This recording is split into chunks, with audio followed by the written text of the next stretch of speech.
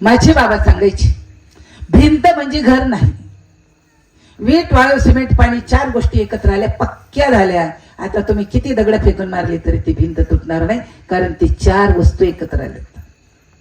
स्थूल सूक्ष्म कारण आणि महाकारण 4 गोष्टींचा हा देह आहे. त्या जशा पक्क्या झाल्या तशी याही 4 विटा पक्क्या व्हायला पाहिजेत. कारण चौदेहाची करुणी वीट, विटेवरी नीट आनंदाचा कंद, दुकानाचे छंद नाम घोष. दार बंद करावीत, पायात चाळ बांधावून थै थै नाचाव मजे बेरावी. अरे खिडकी म्हणजे घर नाही, भिंत म्हणजे घर नाही, लावलेली चौकट म्हणजे घर नाही, स्लॅब म्हणजे घर नाही. मग घर म्हणजे काय? जी गोष्ट पहिली होती, वास्तूचं काही जरी झालं तरी जी गोष्ट बदलतच नाही ती मधली पोकळी आहे. तिच्यामध्ये राहणारा ईश्वर आहे.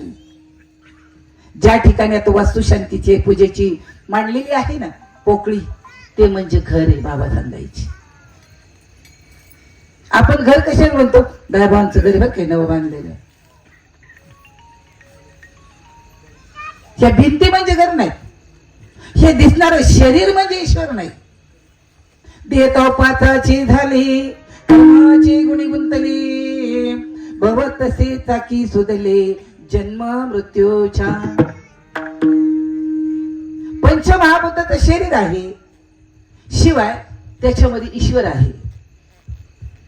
जशी उसामध्ये साखर तसा देहात परमेश्वर, जसे दुधामध्ये लोणी तसा हृदयी चक्र पाणी. याची शांती केव्हा करायची? मी सांगून गेलो, घरात शांत असणारी माणसं असली तर भांडणं होत नाहीत. तर 50 लाखाचं घर बांधलं पण देवाला जागाच नाही.